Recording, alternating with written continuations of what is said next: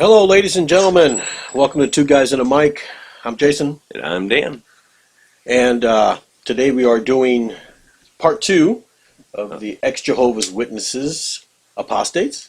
Apostates? Had to have the exclamation point in there. Before we start, though, I want to say that next week we're going to be having a kind of a interesting show. We're going to have Reverend Dylan Elstock from the Church of the Flying Spaghetti Monster.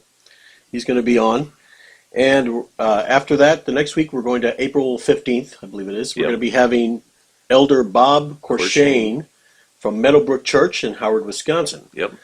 So that's just a few announcements for you. So We've got go ahead. We got Julie from Wisconsin. Hi, Julie. Hello. This is the website you're attached to is forjehovah.org. You help when Jehovah's Witnesses leave the organization. You help them get back on their feet and show that they're good people, right? You want to talk about that a little bit? Yep. Oh, well, Christy Darlington, that's her website. I'm one of several on there that help just being on hand to answer questions. Sometimes it's a relative that is dealing with the Jehovah's Witness, so we talk with them. Sometimes, yes, it's a transitioning witness, someone who's leaving the organization and going through a hard time. They want answers. They want someone to talk to. So we're there for that. But even someone who doesn't call in or write in, the website itself has lots of information for, typical questions that people have. So, yeah, it's a good website. And Bob also, who's on, has a website. There's a lot of helpful websites out there to help ex-witnesses and family members to understand their loved one who joined. So we're living in a good time for that. Yes, we are. And you mentioned Bob. Hello, Bob. How are you doing today? Okay, I'm doing well. Just had to unmute my mic there. Okay, and now you're in New Hampshire, I take it. I'm just across the border from New Hampshire. I am in Kittery, Maine. All right, nice to meet you. And Bob, you've got a interesting background. Why don't you tell us about your experience with the Jehovah's Witnesses? Yeah, I first got involved with the Witnesses in 1993. I was baptized in 1974, right before Armageddon was supposed to come. I started my journey out in 1990, late 93. I served as an elder for 10 years. The first 5 years I was an elder, I was a regular pioneer, which at that time meant I was dedicated to do 1,000 hours a year of going door to door and doing Bible studies. Like I said, I stepped down from being an elder in 1995. I started my website, which is docbob.org, in late 1995. And I remember Christy Darlington when she was just a kid. She first wrote that book, Yes, You Should Believe in the Trinity, which was an awesome book. For the past 20 years, I've been attending the Witnesses Now for Jesus conferences in New Ringgold, Pennsylvania. We have a website too. It's WNFJ, like Witnesses Now for Jesus, WNFJ-V2.com. And last year we had a conference in Missouri, along with our one in Pennsylvania. And the end of this month, we will do one in Sacramento, California. End of July, we'll have another one in Missouri. And the beginning of October, we will do our 40th anniversary Witnesses Now for Jesus in New Ringgold, Pennsylvania. Nice. And if all goes well in 2019, early in the year, we'll have one in Florida. And we're also working on one in the UK. Wow, interesting, very interesting. Now, Bob, you mentioned you were an elder, and you stepped away from being an elder. What was your reasoning why you stepped away? Well, wow, there's a lot that goes into that. Most of it involves divine appointments. Basically, God putting all the right people in the right place at the right time with the right words. But I'd begun to notice as an elder that we weren't really raising up spiritual people. We were raising up what I like to call organizational worker bees. Right, right. And by spiritual people, I mean, people that could read their Bible, get where it's coming from, and be able to make good life decisions based on what they knew from the Bible. And it really distressed me being an elder that a lot of people just wanted the elders to tell them what to do.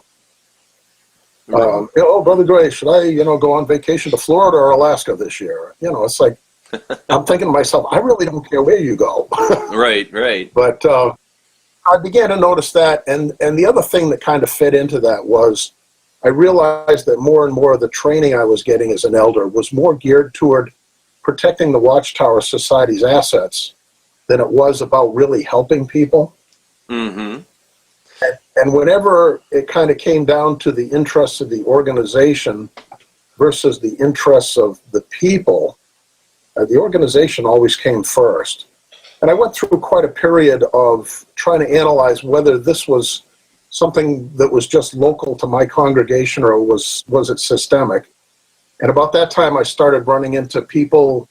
We're talking late 1993 now. So we didn't have the internet quite as we know it today, but I ran into some ex-witnesses on AOL and very quickly became involved in the apostate community there. And then I stepped down from being an elder. I kind of faded away.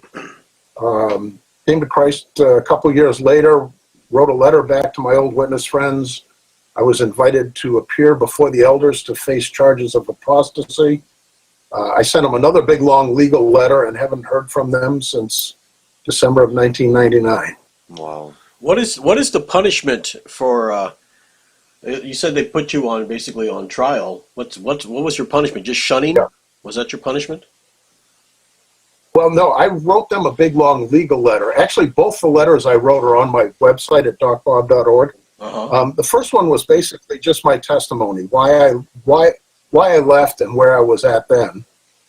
And the second one was a big, long legal letter that basically stopped the judicial action. I knew from being an elder that any mention of legal action against the local congregation or the Watchtower Society meant that a copy of that letter would go directly to headquarters, which were in Brooklyn at the time.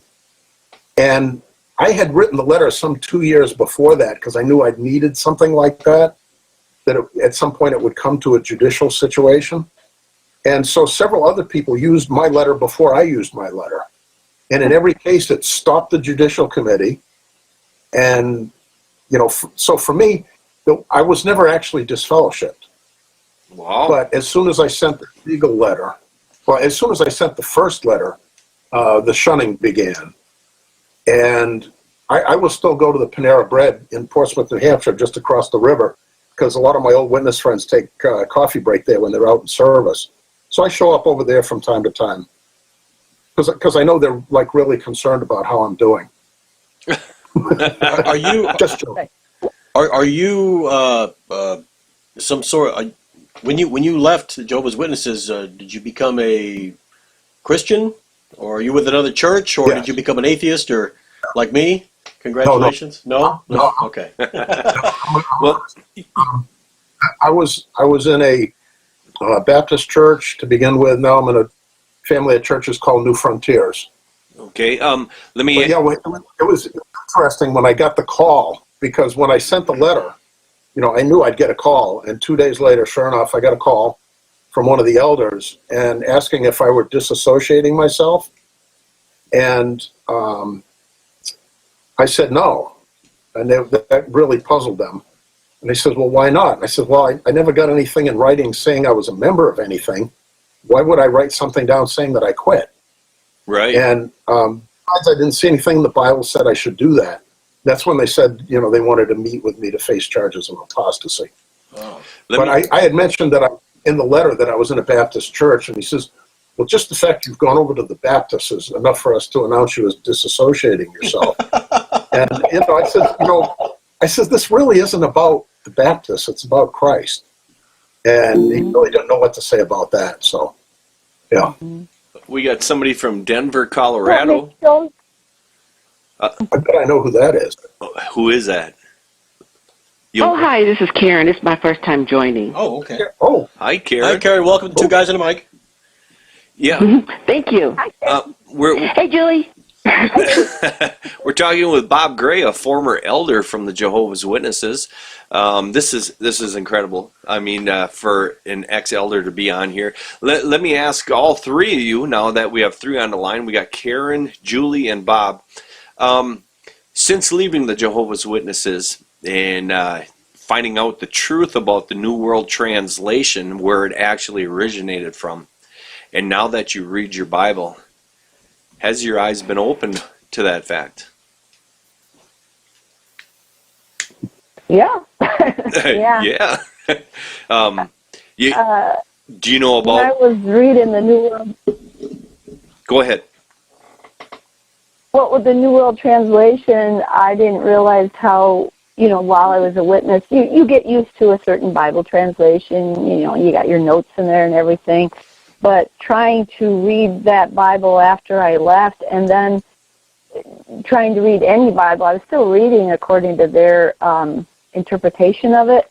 But, then you begin to notice these differences, like the Spirit is in union with instead of indwelling. That's a huge difference, because Big time. the wording of that made me realize, like, as a witness, you're always broken up into these two classes, the earthly class and the heavenly class, and I was just in union with the Spirit-anointed heavenly class. So, it just keeps, the translation itself keeps you locked into the doctrine that they want you to follow. Correct. Hey, Karen, are you a Yes. current Jehovah's Witness or an ex-Jehovah's Witness? I'm an ex-Jehovah. I'm a born-in, Okay. but never baptized. Yeah. So for years, I was physically out, but mentally in. All right. Thanks. What made you leave the Jehovah's Witnesses? What made me start, that's a good question. I was reflecting on that today. I think I always had doubts. And some of the things that I always had doubts about was, because I think there's been like two different translations since I studied when I was a teenager. And I used to look at the older Bible, the Bible, I think it was the black cover Bible, or the green cover Bible. And some scriptures would have little dashes instead of the scripture being there. Okay. And I remember asking the person that I studied with, why was that? And she went back to one of the elders. They said, well, that wasn't part of the original translation. But you would go to other Bibles, and they would be there. Mm-hmm. But I think what finally made me wake up was, I think the worst thing, the thing that made me wake up was they going on JW.org. Okay. And how it was so similar to what they used to preach again for Christian religions when they did that. Okay. And they started getting so commercialized in a way.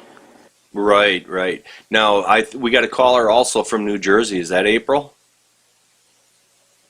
Yeah, hi, how you doing? Good. How are you doing, April? Hey, I'm all right, thanks. if you need to talk to somebody, we got a former elder, Bob Gray from New Hampshire, on the line. Also, we still. Oh, it's okay. Okay, it's so weird. I'm listening to the show in one ear, and then you're talking off the air, I guess. Okay. Oh, maybe it's just delayed. It's delayed a couple of seconds. Oh, Yes. so weird. And we got Julie here again, and we have, Hi. I remember Julie. and we got Karen from Denver, Colorado, on the line. One of the things I wanted to bring out is the four ex-Jehovah's That's Witnesses. weird. Who, Jason? Yeah, I know he's a little weird, but that's okay. We All right, love I'm him gonna not anyways. look at that. Or turn the volume down on there, that way you can listen on the phone. Out of the four that are online right now, who has read Crisis of Conscience from Raymond Franz? I did. Yep. Bob has. How about you, Karen? I've read half of it, That's a good and start. but I want to get the new one that came out. But that was an eye opener too. And another thing, when to answer your question, what finally made me wake up, is when after I went to the hall about 3 or 4 years ago on a Sunday, and they were talking about pornea. I went back a year ago on a Sunday, they were talking. And I went back last week and I wanted to see how they were going to talk about giving your things to Jehovah. I just want to see what they were up to. I was just being nosy. I want to see what they were up to. And they were on their top hit again, pornea. And I'm thinking, why are they so obsessed with sex? For people who don't want you to have sex. Exactly. Exactly. I was going to bring out in Crisis of Conscience. For those who are listening in, Raymond Franz was president of the Watchtower Bible and Tract Society. When he started seeing that things were not lined. What's that, Bob? Ray actually wasn't. His uncle Fred was. Okay. Ray was a member of the governing body. Oh, the governing body. Okay. Yes. His uncle Fred was president of the Watchtower Society for some years. Okay. Yeah. Anyways, what he says in here in chapter 7, predictions and presumption, he says how it said in the Watchtower how Jehovah God is the grand identifier of his true messengers, and he says that any false messengers that Jehovah God would expose them. Which is incredible when you think about, because of all the false prophecies that the Jehovah's Witnesses had made. Now he mentions in here the way that the governing body would cover up a false prophecy is a lot of Jehovah's Witnesses knows that in 1975 the world was supposed to come to an end, according to the Jehovah's Witnesses, their governing body. And when that didn't come true, I think it was Brother Noor, he was called, had said, well, everyone's anticipating and then excited, so it was a human error. But yet other religions, when they make a false prophecy, they're false prophets. But they would not recognize their own false prophecies. What did... we got another call from Minnesota. Hello, Minnesota. How are you? I'm doing well. And who are we speaking with? First name only? Grapevine Annie. Grapevine Nanny? Hi, Grapevine. Annie, yep. Grapevine Annie. Grapevine, like. Yep. Hear it through the grapevine, Annie. Yep. That's right.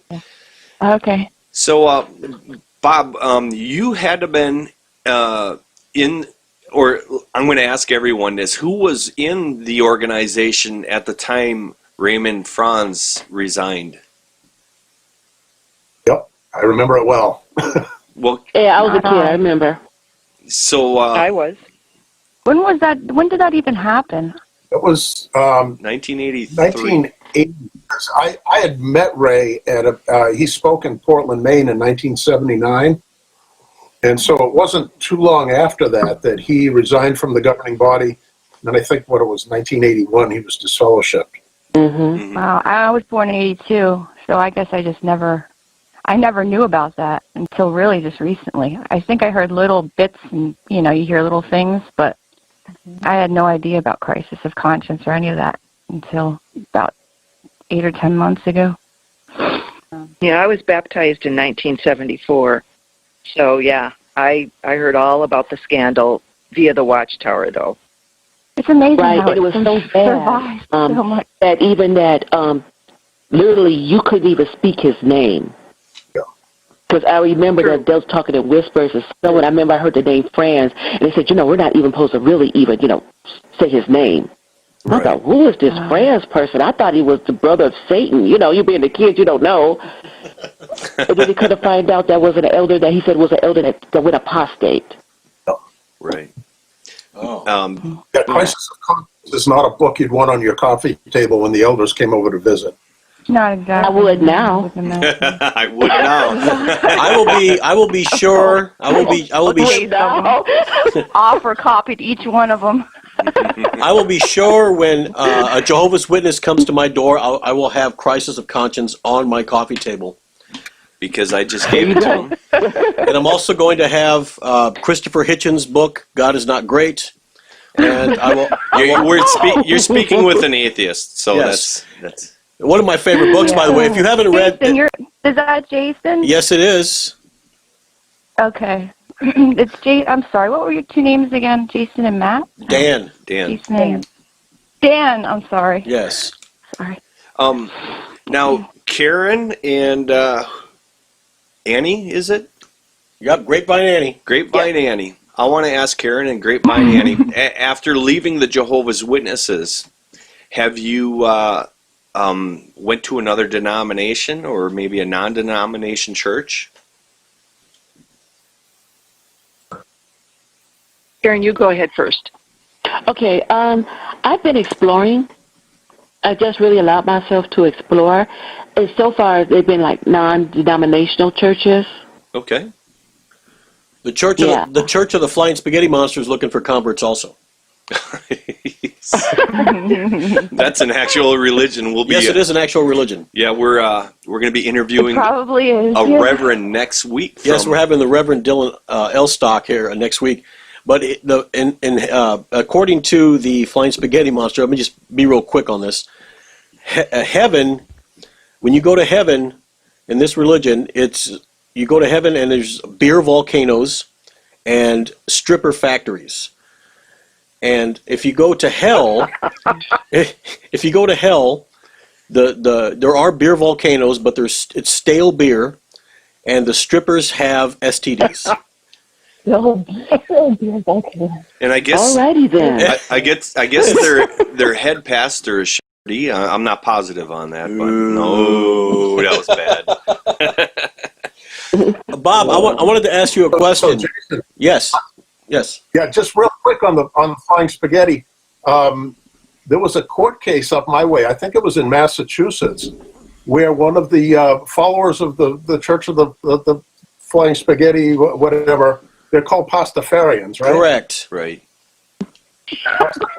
One of the Pastafarians, I think it was in Massachusetts, went to court because they said that when they took their license picture for their driver's license, they wanted to have the colander on their head. Yes. They said it was religious garb.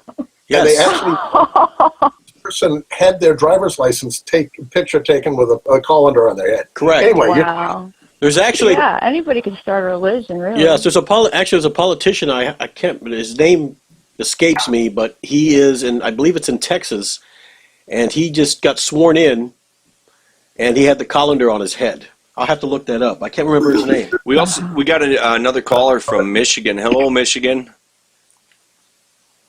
Hi, this is Maggie. Hi, Maggie. Nice to meet you. Hi. Yeah, I just came across you today. I was just looking up some Ex-JW vids and saw you guys were live, so I thought I'd crash your show. There you go. Hey, Maggie, are you an ex-Jehovah's Witness? Well, I haven't been disfellowshipped, but I might as well be because my whole family is shunning me now, so anyway. Yeah, I hear I guess I am. You're welcome. Before we go on, Julie, if you can talk to who's it? Maggie. So right now we have Maggie, Annie, April, Karen, Bob, and Julie on the line. Maggie, good job. we have Julie here that is part of an organization that helps ex-Jehovah's Witnesses get on their feet. Julie, why don't you explain to her real quick what you do? Well, you used a scary word there, organization. Yeah, I thought about that after I said it, you know. Yeah. Oh, Maggie, I don't know. You've been looking at videos and stumbled upon here. You've probably looked at 1,000 websites already. Am I right? Well, not websites, but I've watched thousands of videos, that's for sure. Yeah. Well, yeah, so I'm part of, there's a website out there, ForJehovah.org, which, again, that sounds a little triggering because it makes it sound like it's about Jehovah's Witnesses, but that's a Then some website. JWs might look at it then if it sounds like Right, it's that's true. They do end up doing that, and we get nasty letters. But that is a website out there that's, in place to help people like yourselves that, where do I go from here? What do I do?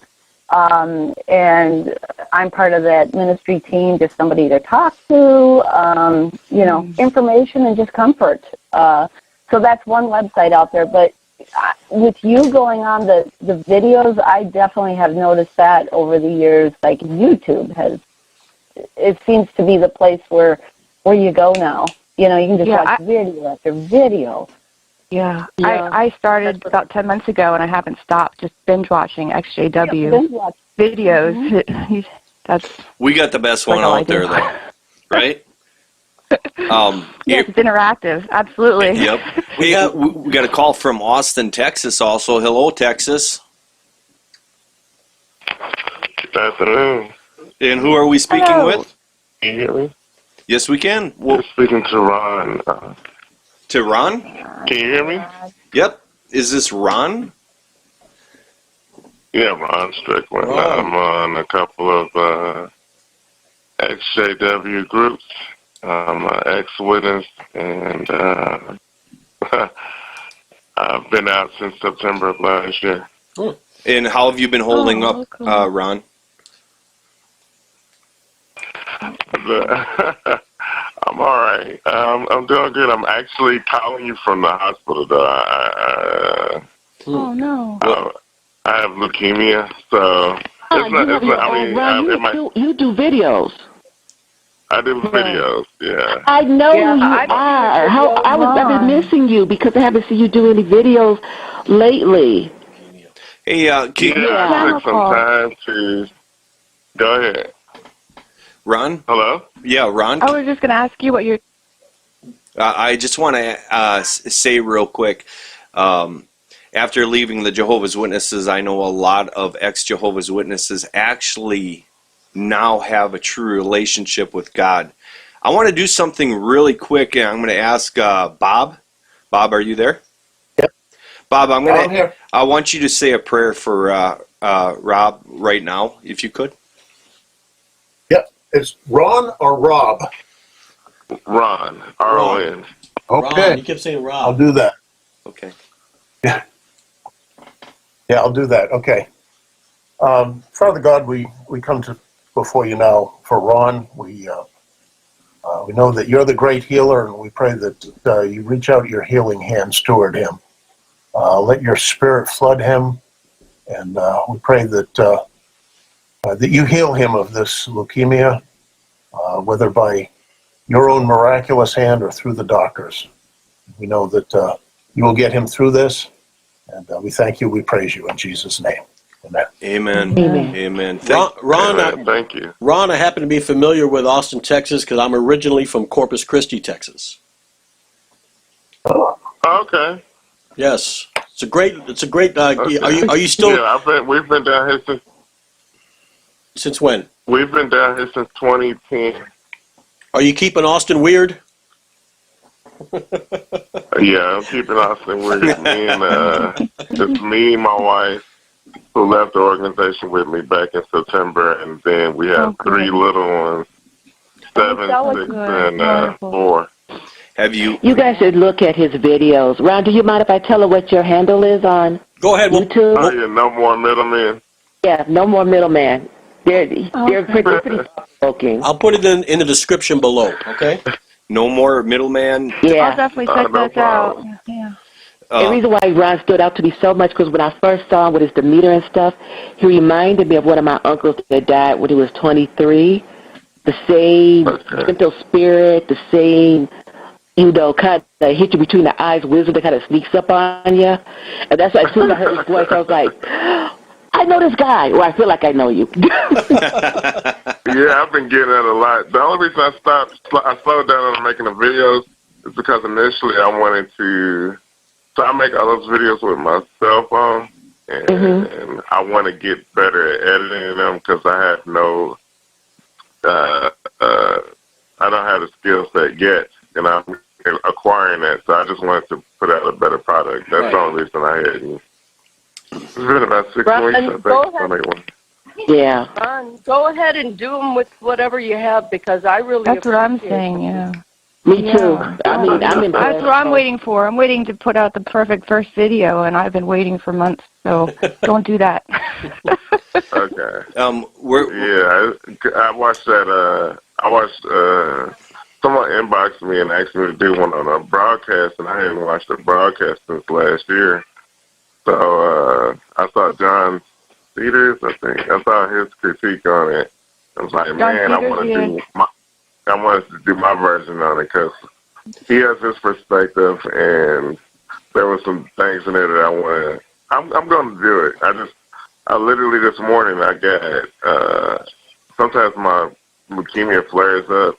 I was out on the streets yesterday with the wife and kids, and this morning I had to bring me up here. So, how long have you been out? If you don't mind me asking, how long have you been sick? 2012, got diagnosed with. It's called chronic myeloid leukemia. I got diagnosed. I'm sorry, what? It was in 2012. It's called chronic myeloid leukemia. Oh, 2012. Okay. Yeah. Okay. Ron, how long were you Jehovah's Witness? From the age of 2, and I'm 45 now. 32 to 45, you said? So I got baptized in 1989 now. Oh, okay. Now I was a regular pioneer ministerial servant at a young age. And I was averaging special pioneer hours. I grew up in Chicago. Was fast tracked towards Bethel, but saw a bunch of things that were happening amongst the congregation that it wasn't a doctrinal thing back then. It was just so much hypocrisy I was seeing with the elder body and just things that was going on as a teenager. I was like, man, this is messed up. So I got in trouble myself because I saw so much stupid stuff that I was like, man, I'm the only one that ain't doing stuff. And how could you not get in trouble, really? Yeah. It's just whether they find out about it. That's all. I went and told them myself. No. I mean, every little tiny thing is a sin, you know. I mean, like, you know, you breathe wrong and you're doing something wrong. That's all I'm saying. Sorry, go ahead. That's why being an atheist is so awesome. It is. It is. That's what I'm saying. I'm not gonna lie to you. I'm not an atheist, but I have nothing against. If somebody's agnostic or atheist, especially guys that coming through this organization, I totally get it. I totally. Yeah. Well, you know, you had that I don't say. You know, you had that atheist experience of Austin there with Matt Dillahunty. Oh, I watch him constantly. I love Matt Dillahunty. Yeah. No, I don't know, Matt. I don't know, Matt. So he's an ex-widow? No, he's an ex-Southern Baptist. He's an ex-Southern Baptist. Yeah. Same as me. Okay. You mean he's Oh, yeah? Is he ugly too? Yes, I was in Southern Baptist in Corpus Christi, Texas. I don't know, Bob, if you've ever heard of Lester Roloff. No, I don't. I haven't. No? Okay. No, I haven't heard of him. Now, Ron, what made you leave the Jehovah's Witnesses? You were disfellowshipped, I know that. What was the reasoning for the disfellowship? Man, it was crazy. So last year, I wrote a whole other thing and posted it, but so last year, actually January of last year, I was in the hospital because I qualified for hospice 2 years ago. Okay. But I guess, I don't know if you're atheist, you ain't gonna believe it, but by the grace of God, I'm still here. So, but well, I don't know. No, I'll tell you what happened. So last year I get out the hospital and and I just want y'all to know, just in case I have to hang up, it's because I'm down in the ER right now. And if the doctor comes in, either you hear me just not say anything for a minute so I can talk to them, and then I can come back to the call. But so I was in the hospital last year and got out, and I wanted to, this was like the last week of January, and I wanted to participate in the field service once I got out. Okay. Because when I'm not in the hospital, I look totally normal. Like, if you saw a picture of me, I'm 6'6", 350, and I look like I could still, play professional football if I wanted to.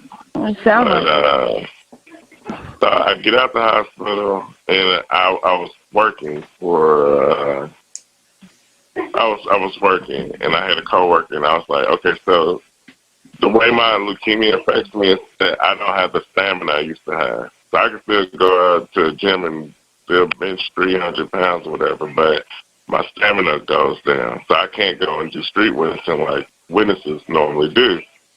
So I was real good at informal witnessing. So I talked to one of my coworkers and was like, man, I want to, I would like to, invite you to this event we're having called the Memorial. And he's like, dude, I knew something was different with you. You want them Jehovah's Witnesses. And I was like, yeah. And he was like, well, there's things about that organization that you don't know. That if you did know, knowing the kind of guy you is, you wouldn't be part of it. And I was like, what you talking about? So he was married with 5 kids, and he told me his wife had been interested in the organization, and she was going to start studying. So he did what a responsible person should do, is he started researching it.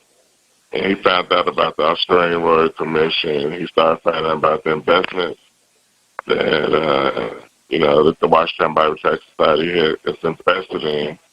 And he disclosed all that to me, and I didn't believe him. I thought he was lying, and I did the typical shut it down. You sounded like, even though he wasn't a witness, I'm like, my brain thinking he's talking about apostate stuff. So for a couple of days, I sat on that, but I was like, I know this guy, and he's a stand-up guy. You know what I'm saying? He's not somebody who's just going to be saying it's just to be, dogging somebody out. So I went online, and then what I did initially is I Googled the Australian Royal Commission platform. I didn't go on YouTube or nothing. I just wanted to see if the entity existed. And I found out it exists. And I found out why they exist, to make sure that religious entities that's working in Australia have a good protocol in regards to how they deal with, child safety, pedophilia, and all that stuff. And so then I went to JW.org, and I couldn't find anything, no matches, nothing on Australian Royal Commission. I was like, well, I know the entity is this. Why isn't it on this, on JW.org? Because that was when all the stuff was going on with Russia. So I went to the legal department. I went through the whole site. Couldn't find nothing on the Australian Royal Commission. Well, that's kind of like dealing with the DMV. Yeah. Without the calendar. Right. So correct. So then I was like, okay, I know it exists. So I was like, I don't want to look through the spin of apostate, though. I didn't want to, go on an apostate website. So I can't tell you what my profession was, but I had the ability to contact somebody who could make a phone call for me and contact them directly. And they did. They made this connection for me, and I got something that wasn't supposed to happen. They gave me the material, to let me look at it and see that it was, in existence. I was like, wow, this is crazy. I saw the Jeffrey Jackson portion of the hearing. And then I saw that, what's her name, Monica Applewhite, the person that was, I guess she's a researcher or attorney, that she tried to represent us in regards to two-person rule and all that stuff, and I saw her get massacred. So now, understand, I'm married. I'm married with 3 kids. I got 6 kids total. I got a 19-year-old, 18-year-old, 16-year-old who don't live with me. They live with my first wife. And I've got my younger ones too. So I'm sitting here, I'm like, dang. Because everybody knows I'm real protective of my kids. And my older 3 were raised in the organization. So I'm like, dang, why in the world doesn't, why isn't everybody talking about this? Because this ain't making, especially after seeing the Jeffrey Jackson portion. I'm like, I ain't heard nothing about this. No one's, this ain't even something I've heard as a rumor amongst witnesses or anything. And so I sat on it. It hurt like a ton of bricks. Like, I was hurt. And for 2 months, I just started doing digging. I started doing the research. I found out about the UN crap. I found out about the investments with Halliburton, with Cinemax, all that junk. And I'm like, and then at the meeting, they had 2 of the Watchtower studies was eating me up because they had the one that discussed the baptismal question. And what else? What was the other one? The baptismal question was one thing that got to me that was off and didn't make no sense. And I'm trying to think of the other point. I'm on morphine now, so my brain is kind of out of it, to be honest. But anyway, I didn't tell my wife. And my wife had only been baptized for 1.5 years at that time. Okay. Now the unreluctant, the unreluctant has a question, I believe, for Ron. It says, ask him if you could, if people were talking about it in the secret groups. In a secret group. Right. What? He says, I uncovered a massive meeting with Watchtower and the OSCE in November 2017. He goes, it's on my channel. They're still up to their neck in it with the United Nations through the back door. I don't know what that means. Oh, no, but okay, let the unreluctant know that what I'm talking about occurred back in, so I initially heard about it in January. By February, March was when I was doing my research. So everything after I initially found out that the Australian Royal Commission was genuine, all that happened in February, March. So anything that happened in November, I wouldn't have been aware of it yet. I didn't actually get this fellowship until September 12th of 2017. Well, before you go on, Ron, one thing I want to remind all our listeners, and also the ones who are in this room, if you want us to do another Jehovah's Witness show or ex-Jehovah's Witness show in the future, we need you to subscribe to our channel. That way you will get a message on your phone or your computer it's letting you know when the next show is going to be and what it's about. Also, you can message us. And also, one thing I want all 7 of you that are online right now, give a big shout out to the Unreluctant. He's from the UK. He's in the UK right now, and everyone say hi to him. Everybody there? Okay. Okay, here we are. No, we're back. So We're back. Can you hear us? Can you hear us? Can you hear us? I don't know what happened. Yes, we're back. We were all just going to hang up and call back. Okay. Well, yeah, if you can call back. We've been having a problem. Sometimes it will just hang up for some reason, or will hang us up. Call back in. Can you hear me? Okay, yes, we can hear you. I'm sorry about that. Yeah, that's weird. Okay. I had a question. That's okay. Should we hang up and call back? Or? No, you're good now. We can hear you. We're good. Bob, I had a question. I had a question for Bob. Yeah. Being that you were an elder, were you privy? Yeah. Were you privy to some of the secrets that no one else knew about? I mean, there's always secrets. Well, especially locally, the elders had their own little handbook that they were given, And Stepping actually, the flock of when you God. step down from being Yeah, an but the flock. to turn it back in. Uh huh. And there are copies of it online. But a lot of it's their procedural stuff on handling judicial matters and one thing and another. There wasn't a lot that I was privy to outside my own congregation. I mean, there was a lot going on in my own congregation that that I didn't know about until I became an elder. Right. Ron brought up the whole thing of child molestation. We had an elder in my congregation that stepped down, moved to a neighboring congregation, and I always thought it was something going on, but it was no big deal because he wasn't announced as being either disfellowshipped or anything. And it was only years later when I became an elder, I found out he'd been molesting his own granddaughter. Oh man. And they did exactly what the Catholic Church did. He just stepped down from being an elder and he moved to another congregation. And became an elder again, probably. No, he never was again.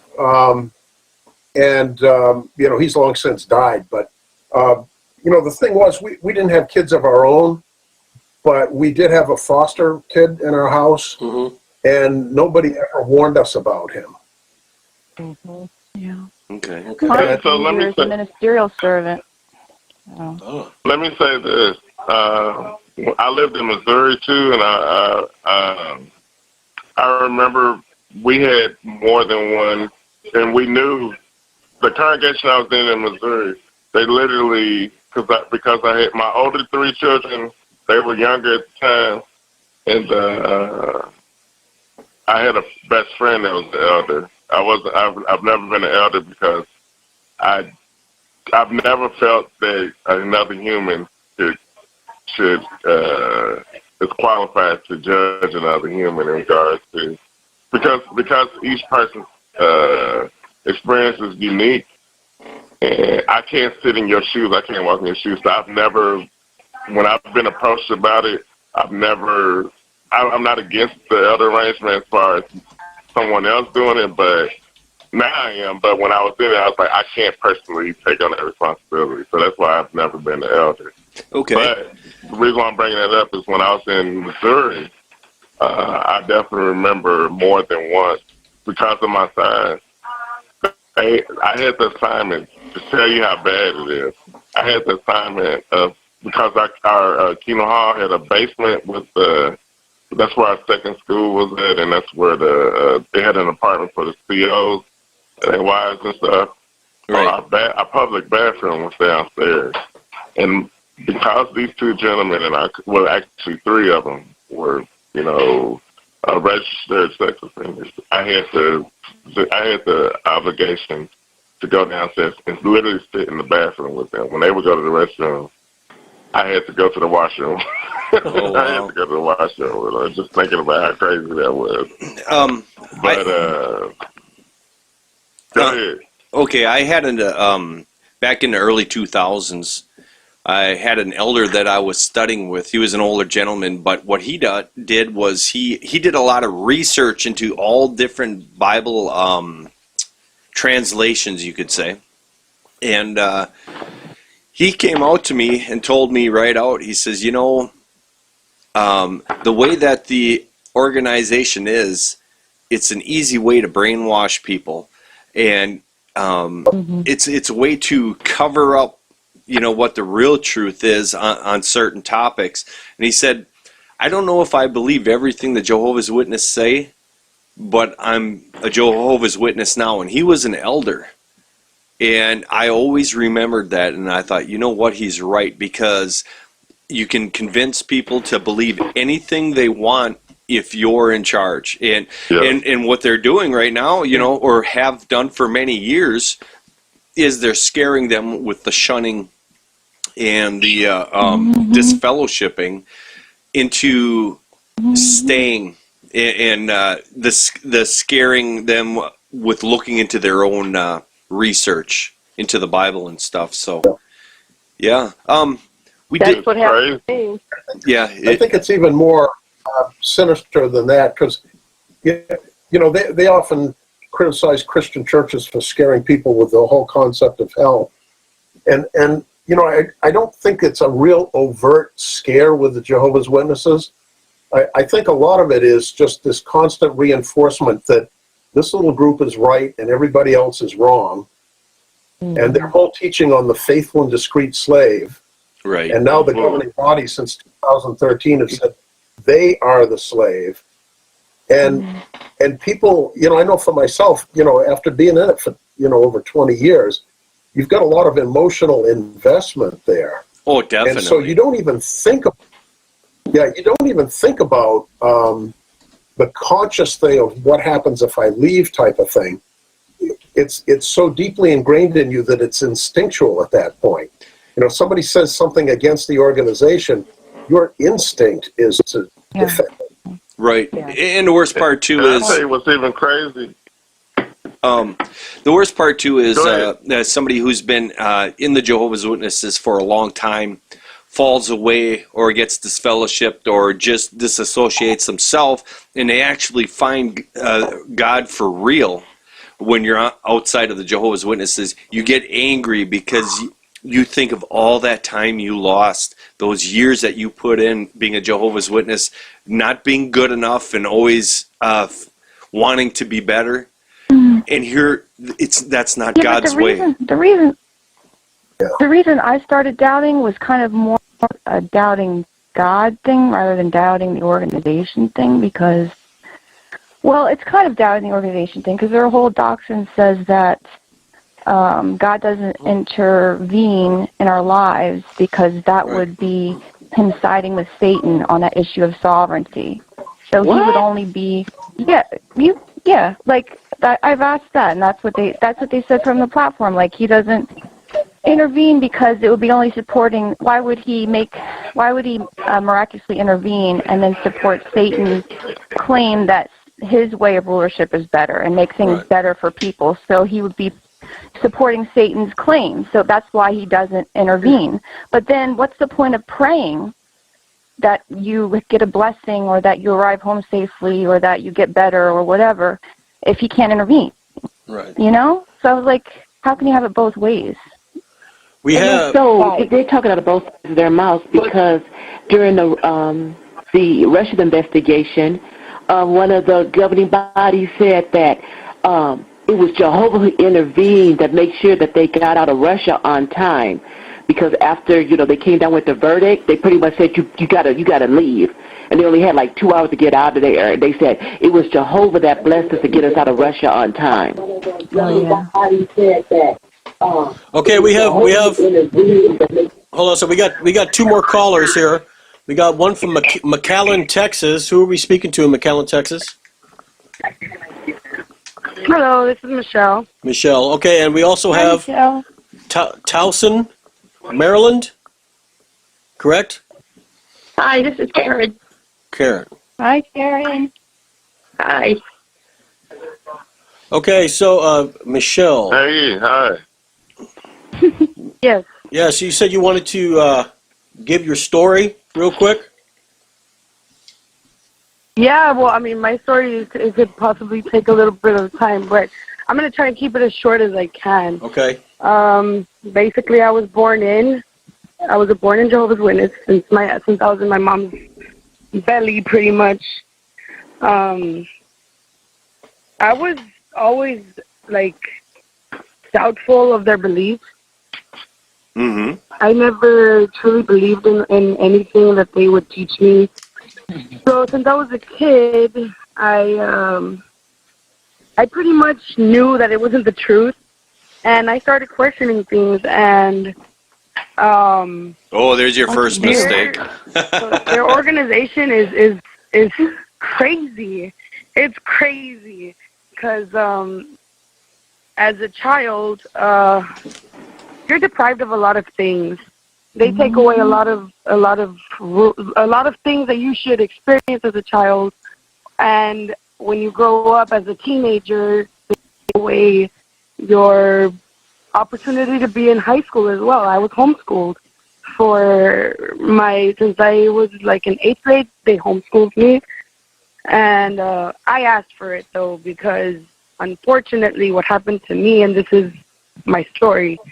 I was sexually abused by my brother for a couple of years. And he was a regular pioneer at the time. And I didn't understand what was going on. I was too young. And the unfortunate thing was that our mother was single. She was single. And she would put on these soap operas on the TV when we were kids, and he would watch that. He would imitate the dances that he would see on them and whatnot. And I think that's how it started, where he would watch the nasty stuff happen on the shows, and he wanted to try them out or whatever, and he ended up doing that stuff with me. But what pisses me off the most is now I'm disfellowshipped because I went about it, and I kept telling the elders what had happened, and my mom made it seem like I was crazy.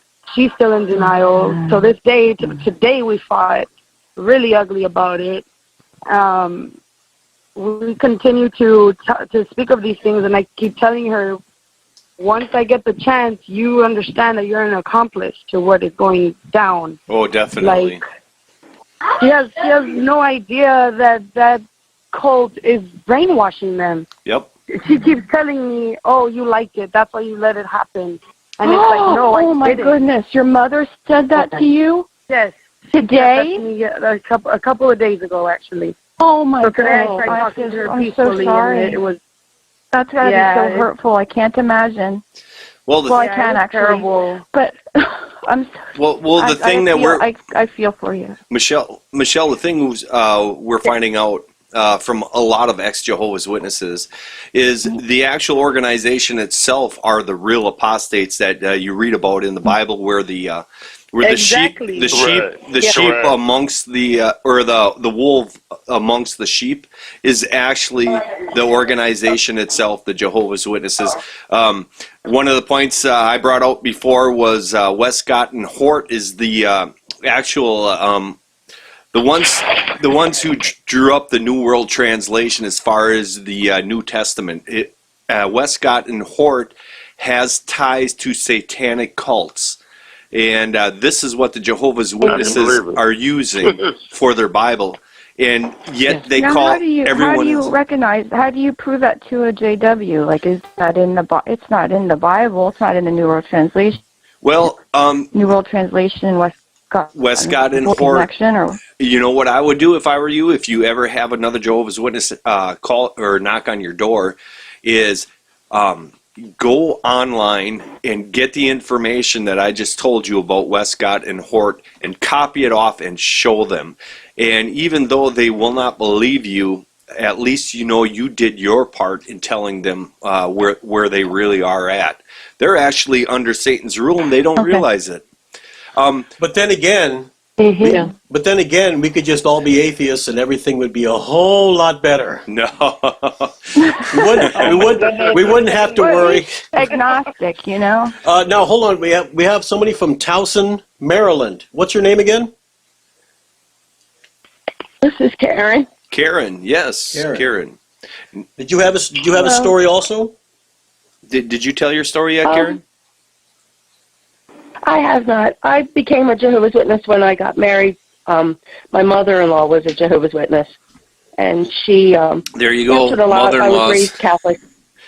That's mother-in-laws for you. How long ago was that? Back in 1979. Oh wow! And she answered a lot of my questions, and she opened her Bible and answered the questions for me. And I wasn't familiar enough with my Bible to know that she was manipulating the information. But I left the organization when I was in a situation with domestic violence, and I couldn't leave my husband. I was encouraged to stay with him.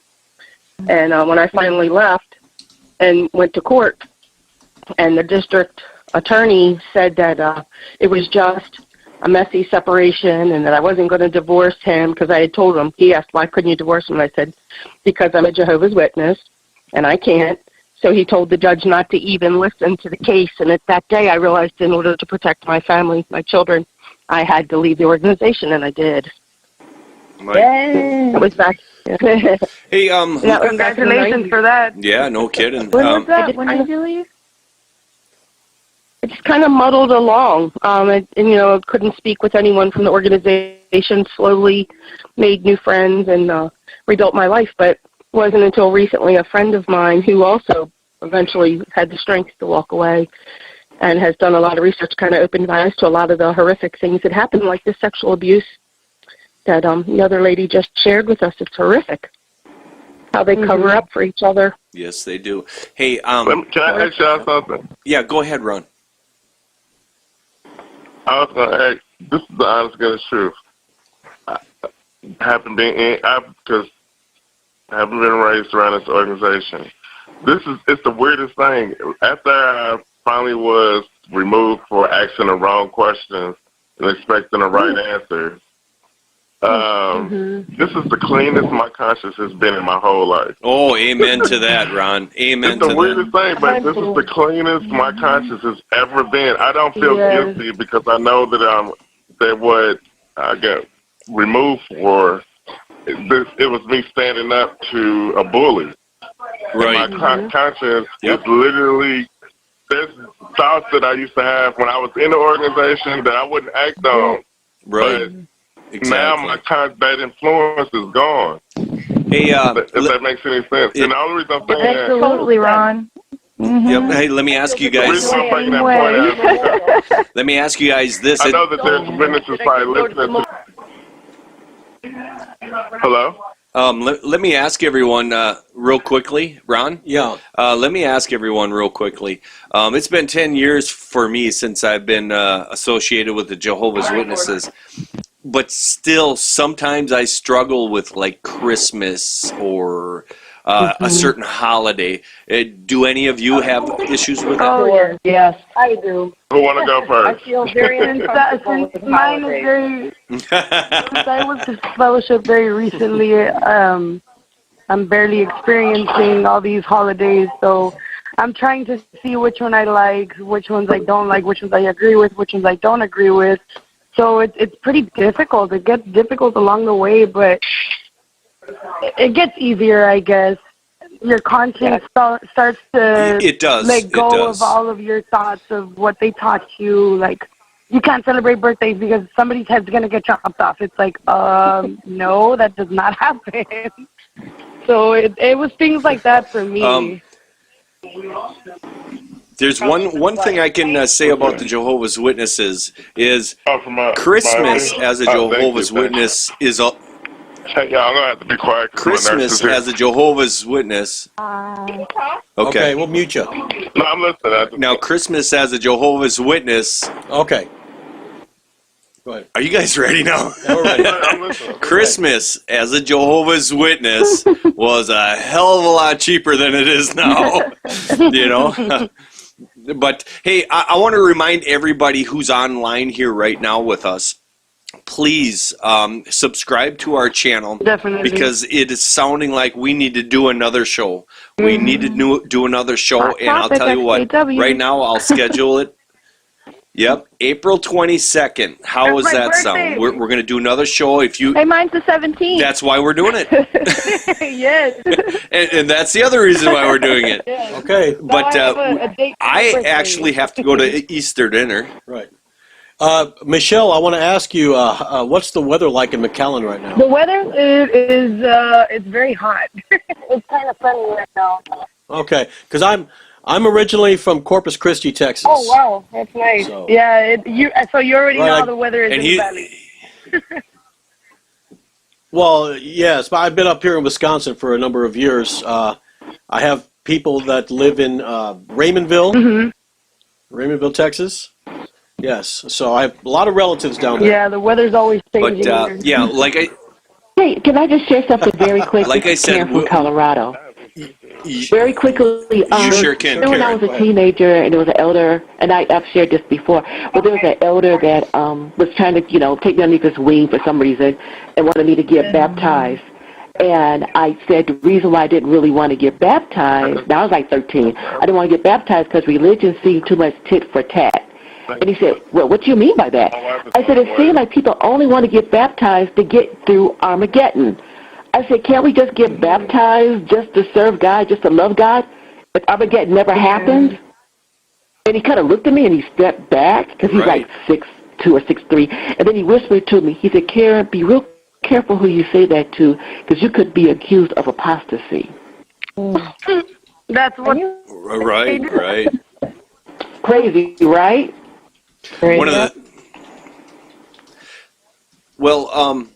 once again, I'm going to ask everyone to subscribe to this channel. We are going to do another show April 22nd. We want every one of you to come back here. We got to cut this short pretty soon because, hey, I got Easter dinner coming. Hey, could you give me the name of the I'm going to channel, celebrate please? April Fool. Because, Julie just forwarded me the call-in number. Right. And I don't know what I honestly don't know what the website is either. So if you can, Just go on the search engine. Yeah, just go on the search engine of YouTube and type in Two Guys and a Mic, and we should be on the very top. Okay. It's the podcast. Right, Two Guys and a Mic podcast is what it's called. Yeah, but we're definitely going to do another show April 22nd. Cool. And if you subscribe, you'll get a message on your phone to remind you that we're going to be doing the podcast. And we definitely want all of you back. We want to be able to speak to... We didn't get much time to speak to Maggie, Annie, Ron... no, not Ron, Bob. Bob, we didn't get much time to talk to you. Julie, can you say one more time about the website where you're helping Ex-Jehovah's Witnesses? Sure. You can go to the number 4jehovah.org, or also 4witness.org.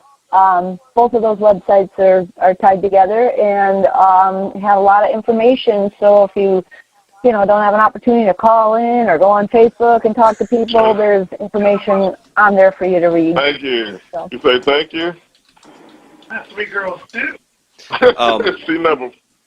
I want another shout out to the Unreluctant in the UK. He's a good friend. He's trying to get Jason to become a Christian, and hey, good luck with that one. Unreluctant. I just want to say to everybody, Happy Easter to all our Christian friends. Happy April Fool's Day to all our non-Christian friends.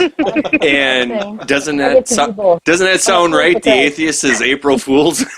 Same to you. So one more time, I want to say thank you, Julie, Bob Gray, Karen, April, Grapevine Annie, Maggie, Ron, Michelle. Wow. Did I miss anybody? Another Karen. That is a lot of people. Yes, another Karen. Yes, Oh, there's Two Karen Karens. 1 and Karen 2. Okay. I thought there were two in there. April 22nd. I want to see everybody back on the show. We can only have 10 people on the conference line, so Yeah, but you can chat. Get on the chat line. you can get to chat too. Also, Okay. We want to thank everybody for being here. Subscribe to our channel. That way you get the alert on your phone All right. that this show is coming up. Done and done. All right. and I also want to let Karen from Townsend, Maryland, when she comes back on again, you can give your testimony on that, and also Michelle, you can finish off the testimony you were giving too. Yeah, sure. Yeah. And Ron, we want to know your progress. Thank you. Ron, we want to know how your progress is in a couple of weeks. Yeah. And I hopefully I won't be in the hospital next So time. April 20. That's what we're hoping.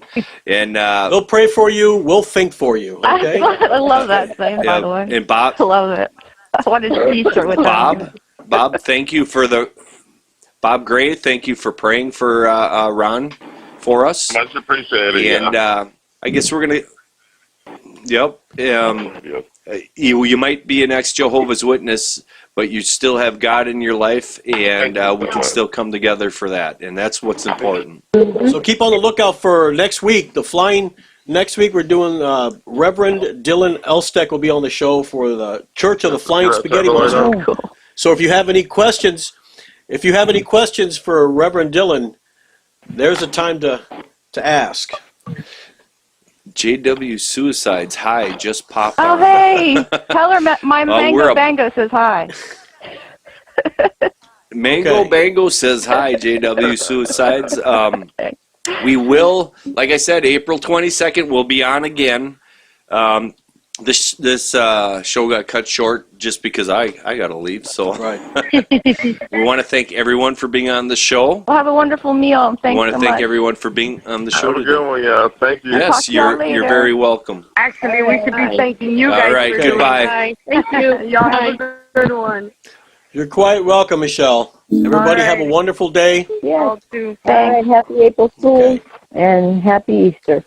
April You 26th. too. Okay, bye-bye. Happy Easter, April Fools. Bye-bye. All right. Bye. Bye. Bye.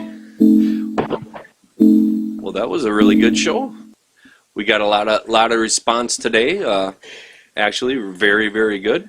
Yes, it was very good. To JW Suicides, who just popped on, April 22nd, we'll be doing another show. And the Unreluctant, thank you. How did you know, first of all, to the Unreluctant, how did you know that I was wearing slippers? Yeah, well, he's got pretty stinky feet in the studio, let me tell you. Funny guy. He's a funny guy. Maybe one of these days I'll make it to England and see the Unreluctant for myself. There you go. But my Mango Bango, thank you very much, everybody. Julie, Bob, Karen, Angel, April, Grapevine Annie, Maggie, Ron, Michelle, and Karen. Yes, thank you for coming on very much. And like I said, I've got a webcam in your bedroom.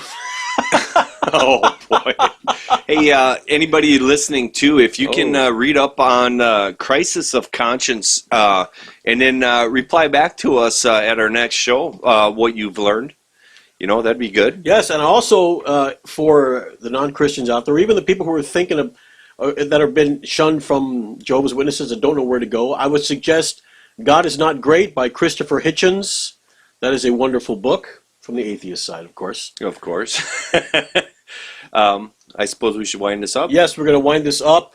So for Two Guys and a Mic, I'm Jason. And I'm Dan. And happy Easter to all our Christian friends.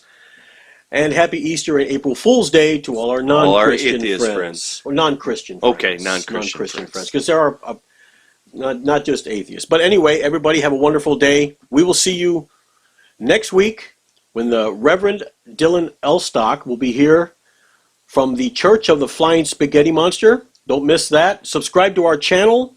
And please comment because we love we love our comments. We love our comments. We love to read them. And, of course, April 22nd will be the Jehovah's Witness, ex-Jehovah's Witness. I'm sorry, April 15th will be Elder Bob Corshane.